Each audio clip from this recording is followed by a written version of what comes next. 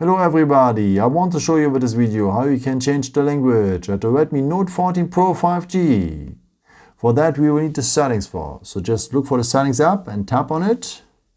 Now you need to scroll down to the point additional settings. It's the fourth point from below and it has a gray icon usually with a big white point in it and 3 gray dots. Okay, the next step, you will need the second point, languages and input.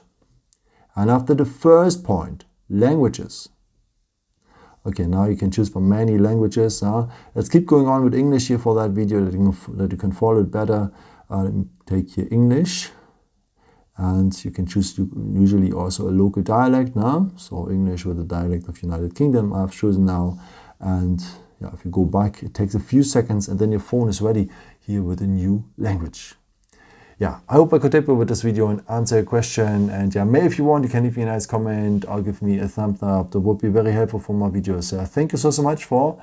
And I've created also some other videos if you're interested in with some more tips and tricks and so on. You can also subscribe me if you haven't done it before. Thank you so much for your support and yeah, maybe until next time. Ciao.